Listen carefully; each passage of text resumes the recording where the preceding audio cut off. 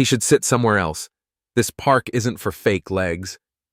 The voice, sharp as a blade, sliced through Redstone Park, mocking, loud, impossible to ignore. 3 thugs in worn leather jackets, tattoos snaking across their arms, stood near the picnic table, laughing hard as one bent down, shoving Rob Callahan, a 65-year-old veteran, making his prosthetic leg clank against the ground. Cookies scattered everywhere. The photo of his unit slipped from his wallet, lying alone. Rob didn't scream. He didn't say a word. But the boy near the wooden table saw it all, and so did his mother. 30 minutes later, 3 black SWAT SUVs rolled in, logos glinting, and the entire park fell silent. All right, my dear audience, get ready for a story that'll leave you speechless. Take a second to like this video and subscribe, but only if you truly connect with what I'm putting out here. And drop a comment below to let me know where you're watching from and what time it is for you. It's always exciting to see someone joining us from all corners of the world. Rob Callahan sat on his familiar wooden bench by the shimmering lake of Redstone Park, right beneath the towering pines, where early sunlight spilled in dappled patches. It was the kind of place where the scent of freshly cut grass mingled with the cheerful chirping of birds, and the laughter of children rang out like a melody needing no chords. But Rob liked it that way. Simple, predictable, safe. He wore a faded plaid shirt, threadbare at the shoulders, and pinned to his left chest was the U.S. Army infantry badge, a small but gleaming piece of metal, a whisper of the days he walked through smoke and fire. He moved slowly, leaning on a worn wooden cane, his prosthetic leg peeking out from rolled-up jeans, clacking with each step, a dry, honest rhythm. At 65, Rob was a veteran who served in Baghdad, where an explosion in 2004 stole his left leg and a piece of the faith he once placed in the world. The prosthetic, cold and rigid, was his choice over hiding the scar. It was more real, he thought, like the way he faced himself. Though his hands were calloused, once gripping a rifle under fire, they still moved with silent precision, like when he pulled a bag of crisp butter cookies from his jacket to share with the kids playing nearby. The park manager never assigned him tasks, but Rob made his own routine. Come here, sit still, and watch. He didn't ask for more. He didn't need to. Redstone Park was where Rob found balance. The sound of children playing, the gentle lapping of waves against the lake's edge, and the sunlight glinting on the water, they helped him breathe. Most days, that was enough. The parents rarely bothered him. Some nodded respectfully, recognizing the badge on his chest. Others avoided eye contact, as if his prosthetic leg was a question they didn't want to answer. Rob didn't mind. He wasn't here to be noticed, only to keep himself busy, to keep his mind from drifting back to the dusty, smoke-filled roads of Iraq. A bag of cookies, a few childish smiles, and the quiet. That was how he stitched together the fragments of himself. In the pocket of his khaki jacket, an old leather wallet rested snugly, its edges frayed and torn like a companion through countless years. Inside was the only photo he kept, his unit in Baghdad, standing under the desert sun, their smiles radiant, as if war were just a distant tale. Rob stood in the center, tall, broad-shouldered, his eyes sparkling with hope. That was before the fateful day, when a roadside bomb shattered everything. He rarely opened the wallet, not out of fear of pain, but because the smile in that photo felt so foreign, like it belonged to a man he no longer recognized. The photo was a reminder, not of what he'd lost, but of the men he'd carried through fire and bullets, the comrades he swore never to leave behind. Sometimes his fingers brushed the wallet's edge, but paused, as if the memories were too heavy to touch. But today, the air felt different. Rob sensed it, like the way the wind stops before a storm. He sat still, his sharp eyes scanning the park, as if patrolling an invisible perimeter. The children still played, but their laughter grew softer, as if dimmed by an unseen shadow. In his jacket pocket, the leather wallet lay silent, the photo inside whispering, reminding him of the times he'd stood tall, even when everything crumbled. He didn't know that, in just a few minutes, the park's peace would be torn apart.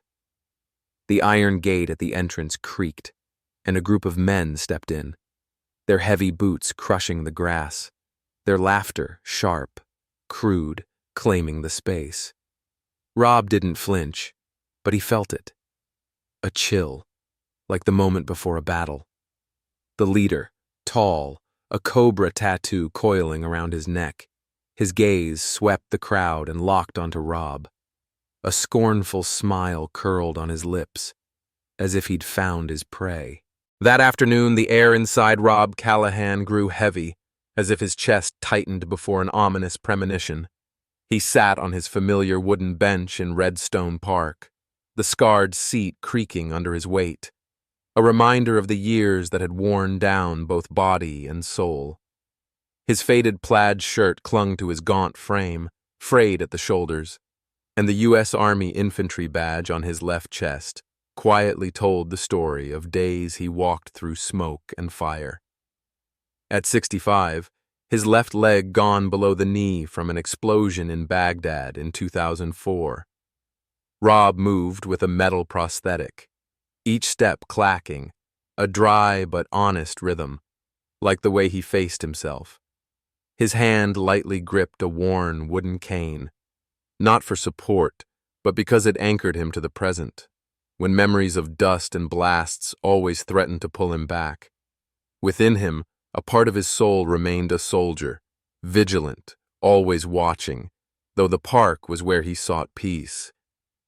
But today, that peace felt fragile, like a thin thread about to snap. He sensed a chill, not from outside, but from deep within, like the way he'd once felt danger on the battlefield. His hand brushed the pocket of his khaki jacket, where an old leather wallet lay still, its edges frayed and torn, like a companion through countless years.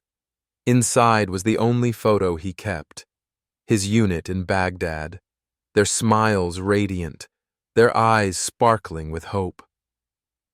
That was the Rob from before the fateful day, when a roadside bomb stole his leg and a piece of his soul. He rarely opened the wallet, not out of fear of pain, but because the smile in that photo felt so foreign, like it belonged to a man he no longer recognized. The photo was a reminder, not of what he'd lost, but of the men he'd carried through fire and bullets, the comrades he swore never to leave behind. But today, those memories weighed heavy, as if whispering that he was about to face a new challenge. The stillness within him shattered when 3 men appeared. The roar of motorcycle engines, sharp and jarring, cut into his mind like a blade. They strode in, worn leather jackets hugging their burly frames, tattoos snaking across their arms, as if challenging every glance. The leader, Knox, tall, with close-cropped hair, a scornful smile fixed on his face, as if the world were his jest. The other 2, Viper and Claw, laughed loudly, their crude laughter tightening Rob's chest further. An empty beer can was tossed aside, rolling, its metallic glint flashing, like a signal of danger. They stopped near the picnic area, where families gathered around wooden tables. Knox scanned the crowd, his gaze cold and sharp, and paused on a group of kids playing catch. He picked up a ball, gripping it tightly, his eyes glinting with malice, as if he meant to claim not just the ball, but the children's innocence. Viper and Claw's laughter rang out, sharp, as if to swallow everything whole. Rob felt a jolt run through him. The fearful eyes of a boy in the group, his shoulders trembling as he looked at Knox, touched a deep corner of Rob's soul. It stirred memories of days he stood up, not for himself, but for those who couldn't protect themselves. Within him, an inner battle erupted. One part urged him to stay still, to let the world turn as it would, as he'd learned to survive after the war. But another part, the soldier still burning, whispered that he couldn't turn away. His fingers tightened around the cane, knuckles whitening, as if gripping a rifle. The photo in his wallet, though unseen, pressed heavy on his chest, reminding him of the oath never to abandon anyone. Rob stood. His prosthetic leg clacked, a steady sound like his heartbeat. He stepped forward, slowly, not out of weakness, but to rein in the surge of emotions rising within. With each step, he felt the crowd's eyes, worried, curious, but none dared move. He stopped a few paces from Knox, his back straight, like the soldier who'd never fallen. His voice, low and firm, demanded Knox leave the kids alone. The words weren't loud, but carried the weight of a man who'd faced death. Knox turned, his scornful smile widening, his gaze raking over Rob's prosthetic, as if his sacrifice were a joke. Viper and Claw laughed loudly, their sharp laughter stabbing at Rob's pride. He didn't waver, but within him a crack formed, small but sharp, as if the fragments he'd stitched together over years were starting to tremble. The conflict erupted swiftly, like a spark igniting a dry pile of gunpowder in Rob Callahan's heart. Knox, the tall man with a scornful smile, seemed provoked by Rob's intervention, as if his presence were a direct challenge to his authority.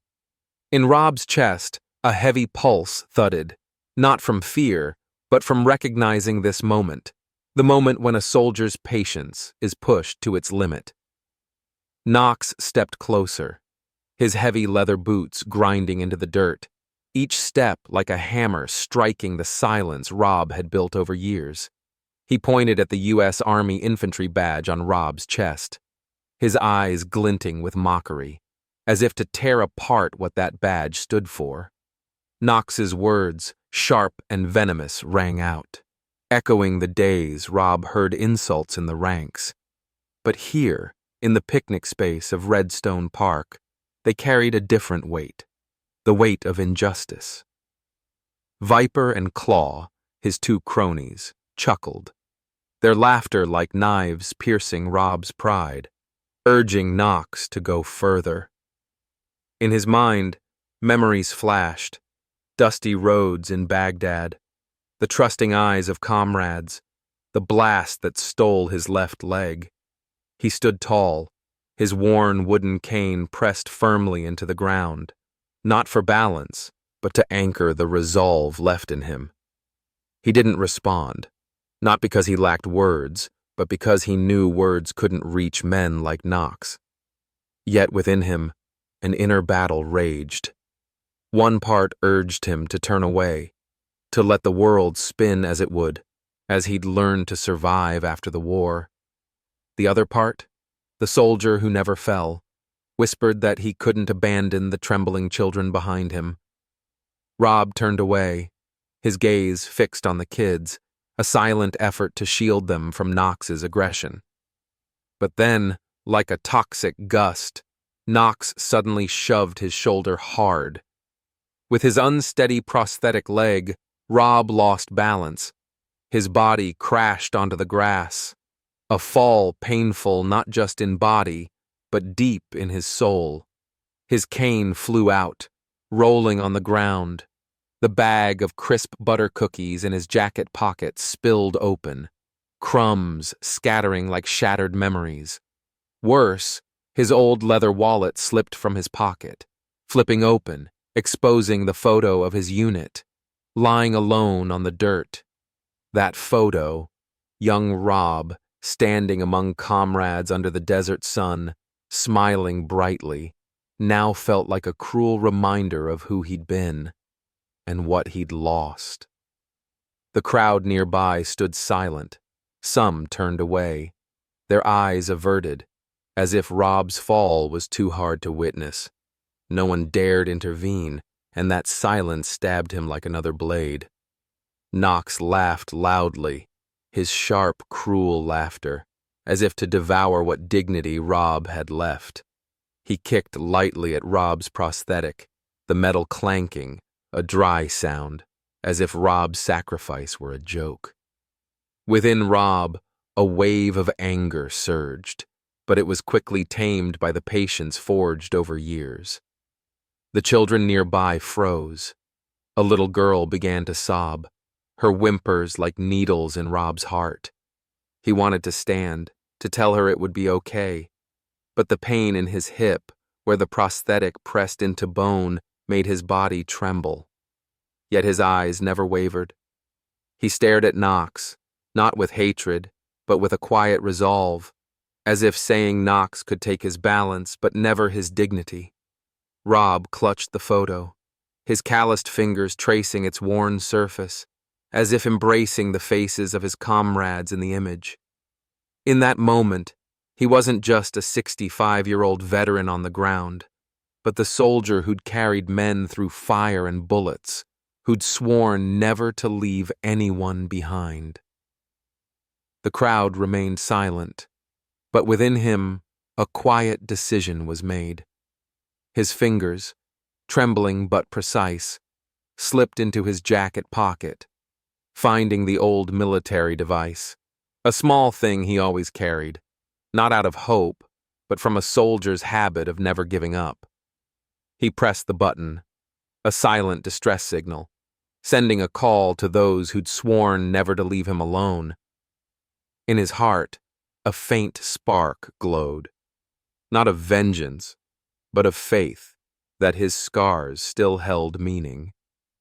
Dear audience, take a moment to relax or grab a glass of water. Then keep listening for the surprising twists ahead. And let me know in the comments where you're watching from and what time it is for you. It's always exciting to see someone joining us from all corners of the world. Comment 1 if you're loving this story, so we can keep bringing you more incredible tales. In the stifling air of the picnic area at Redstone Park, where children's laughter had been drowned out by the aggression of Knox and his crew, a 10-year-old boy named Ethan stood frozen, his hand clutching a worn red ball tightly. His wide eyes locked onto Rob Callahan, who'd just fallen to the ground after Knox's cruel shove. In Ethan's heart, a wave of emotions surged, fear mixed with curiosity, as if he were witnessing a story he didn't fully understand. He sensed something extraordinary in the old man with the prosthetic leg, not weakness, but a quiet strength, like the heroes in the books he'd read. Beside him, his mother, Sarah, a nurse who'd worked with veterans, stood still, her chest heavy with sorrow. She looked at Rob, her eyes tinged with sadness, as if seeing her patients again, soldiers bearing scars not just on their bodies, but in their souls. Sarah noticed the U.S. Army infantry badge on Rob's faded plaid shirt, a small but gleaming piece of metal, like a flame that never died. Her gaze shifted to the photo that had slipped from his leather wallet, lying alone on the ground, where a scrawled, handwritten note stood out. Rob, who led us through fire and bullets. Those words pierced her heart, stirring memories of stories she'd heard from veterans, about courage, about sacrifice, about oaths never forgotten. Within her, A mix of helplessness and anger arose. She wanted to step forward, to say something, but the silence of the crowd around her, averted eyes, hands clutching their children, held her back. Yet Sarah wasn't one to just stand by. She quietly pulled out her phone, her fingers trembling slightly as she typed a message to a friend at the local police station. She described the incident, each word carrying urgency, as if sending a cry for help on Rob's behalf. She didn't know about the signal he'd sent, but in her heart, a faint belief flickered that justice would come. Rob, on the ground, felt the pain in his hip where the prosthetic pressed into bone, but that pain was nothing compared to the wound in his heart. The cruel laughter of Knox and his crew, sharp as knives, stabbed at his dignity, but he refused to let it break him. Within him, an inner battle raged. One part wanted to give in, to let injustice prevail, as he'd learned to survive after the war. But the other part, the soldier who'd led men through fire and bullets, whispered that he couldn't turn away, not with the frightened eyes of the children behind him. He clutched the unit photo, his calloused fingers tracing the faces of his comrades, as if embracing the memory of days he stood tall. That photo, with his radiant smile before the Baghdad blast, was a reminder that he wasn't just a 65-year-old veteran, he was a leader, and that role never ended. With the patience of one who'd faced danger, Rob picked up the photo, folding it carefully, as if guarding a piece of his soul.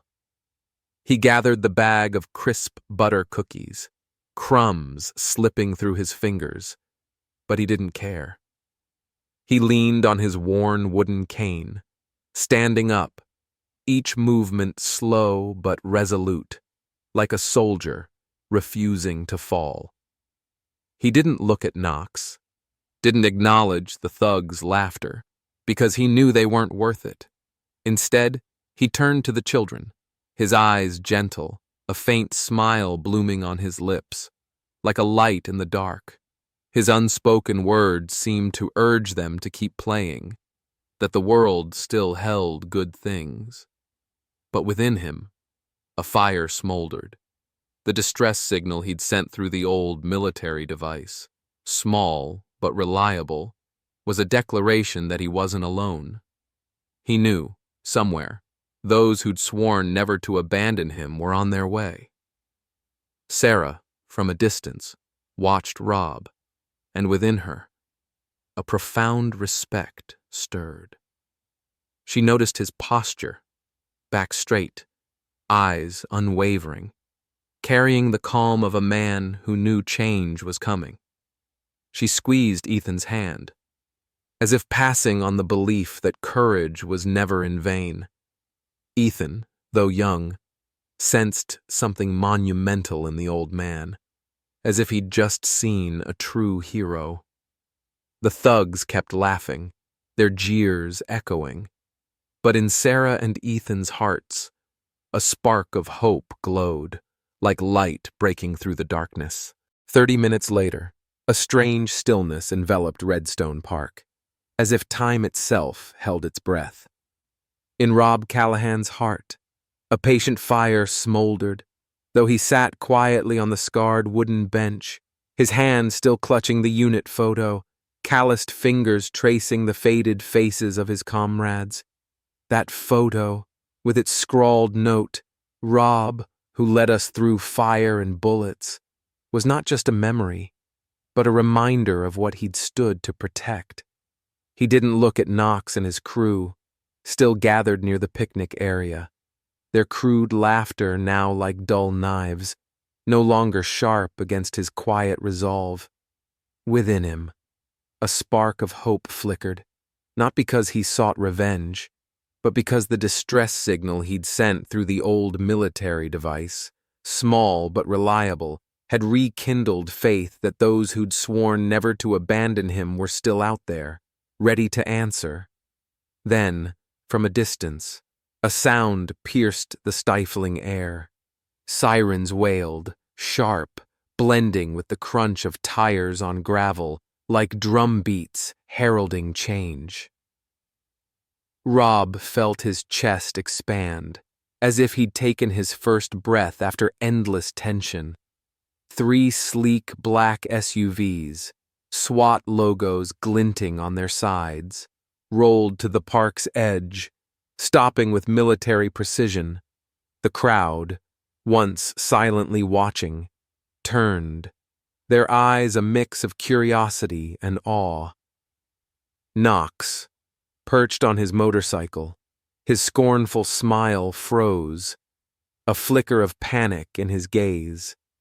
Viper and Claw, standing nearby, stopped laughing, their shoulders hunching, as if realizing their game had gone too far.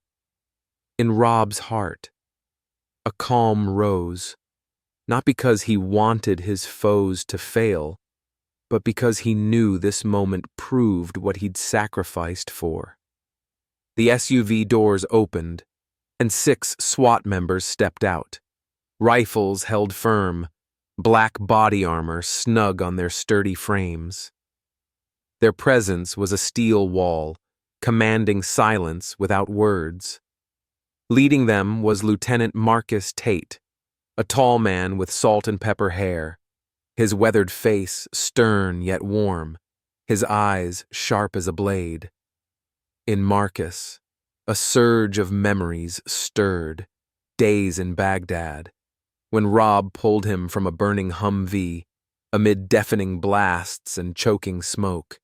He scanned the park, his gaze locking onto Rob, who sat on the bench, clutching the photo like a talisman. Marcus approached, each step heavy with loyalty. He stood at attention, saluting with military precision, a gesture honed over years. In his heart, a profound respect blazed, not just because Rob was his hero, but because he still stood strong, despite all the war had taken. Rob returned the salute, his hand trembling slightly, not from weakness, but because, for the first time that day, a spark of pride flashed in his eyes. He looked at Marcus, and in that moment, he saw not just an old comrade, but the days they faced death together, the oaths that never faded. Marcus turned to the thugs, his eyes cold as steel. His voice, low yet resonant, carried the weight of one who'd witnessed sacrifice. His words, though not loud, cut into Knox, Viper, and Claw, making them shrink, their gazes darting away, like children caught in the act. In Knox's heart, a quiet panic stirred, his arrogant smile now a hollow shell. Viper and Claw stood frozen, hands clenched, as if wishing to vanish under Marcus's stare. The crowd began to murmur, a wave of emotion spreading. Some stood, their trembling hands clapping softly, not for show, but as an affirmation they'd witnessed something profound. In their hearts, respect for Rob, the soldier who didn't fall, flared like a flame. An elderly veteran nearby, wearing a Vietnam War cap, stood, his back bent but eyes bright. He saluted Rob, his movement slow but solemn, like a silent tribute. His action drew others, a mother, a teenager, a firefighter, forming a circle of unity around Rob. Wordless, only presence. In Rob's heart, a warmth spread, not because he needed recognition, but because he knew his scars, though invisible, had found meaning in the eyes of those around him. 1 week after the event at Redstone Park, that space had taken on a new breath, as if pride and unity had seeped into every wooden bench. In Rob Callahan's heart, a quiet calm sprouted, not because he had reclaimed glory, but because he sensed the meaning behind the scars he had once hidden. A new wooden plaque had been erected near the picnic area, its smooth surface engraved with the words, Redstone Memorial Park, honoring those who served. Rob's name, Sergeant Robert Callahan, stood raised at the center, alongside other town veterans, a declaration that their sacrifices would never be forgotten. Each time he looked at the plaque, Rob felt his chest expand, not because he needed recognition, but because he knew his fellow soldiers, whether gone or still living, were finally being seen. Rob still came to the park every Sunday, his prosthetic leg clicking with each step, but now he was no longer a lone soldier. Children gathered around, calling him Grandpa Rob. Their rosy cheeks and admiring eyes made him smile, a rare yet warm smile.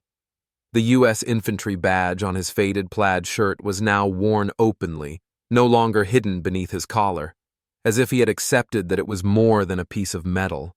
It was part of his soul. On his prosthetic leg, a small American flag patch, faded but proud, was carefully affixed, a statement that he still stood tall, even though the war had taken so much. Within him, the memories of Baghdad, smoke and fire, the sound of explosions, and the faces of his comrades still lived. But now, they were no longer a burden, but the flame that kept him moving forward. Knox and his gang no longer appeared, as if their presence had been erased from the park. But a month later, a handwritten letter arrived in Rob's hands. The scrawled handwriting was messy, but sincere. Knox, the one who had once mocked him, now expressed regret. He revealed that his own father, a veteran, had been abandoned, and that pain had driven him to lash out at Rob. In Knox's heart, a silent awakening occurred. He realized his aggression was just a shell hiding his own hurt. He wrote that he was now volunteering in a veteran support program at the community center, as a way to make amends. Reading the letter, Rob sat still, his finger tracing the edge of the paper, his gaze distant. He felt no triumph, only relief, as if a lost puzzle piece had finally found its place. He folded the letter and tucked it into his shirt pocket beside his old leather wallet, where the unit photograph still lay, a reminder that even those who go astray can find the light. The town of Redstone changed, not loudly, but profoundly. Shops hung signs offering discounts to veterans, not for publicity, but because they wanted to contribute to the honor. An annual festival was held in the park, where stories of sacrifice were retold, not to boast, but to remind everyone that courage never fades. In the heart of the community, a quiet awakening spread. Respect for people like Rob was shown not just in words, but in actions. Every Saturday afternoon, Marcus Tate and the SWAT team stopped by, not in armor, but as old friends sitting with Rob on the wooden bench. They shared coffee, laughter mingled with stories from Iraq, and in Marcus's heart, an everlasting gratitude was reserved for the man who had saved him through the fire. Rob listened, sometimes smiling, his eyes always shining, as if he had rediscovered a part of himself. One evening, as the sunset bathed Redstone Park in gold, a young recruit in a pristine uniform but anxious eyes approached Rob. The boy was about to deploy to the Middle East, and inside him swirled a storm of fear and hope. He had heard of Rob, the soldier who never fell, and now he stood there, voice trembling, seeking advice, seeking a beacon. Rob looked at him, his gaze gentle, and signaled for him to sit on the bench. His words were soft but firm, a promise that the boy was not alone. In that moment, Rob was more than a veteran. He was a guiding light, just as he had once led his comrades through fire. Around them, other veterans, some hands shaking with age, raised their water bottles in silent salute. No words needed. In their hearts, an invisible bond formed, an unspoken vow. You are seen. You are one of us. Rob sat quietly, his hand gripping the photo in his pocket, and within him, a rare peace spread, as if he had finally found where he belonged. Thank you for joining us. Don't forget to let me know in the comments where you're watching from and what time it is for you. It's always interesting to see someone tuning in from around the world. Comment number 1 if you think this story is great, so we can keep bringing you more great stories.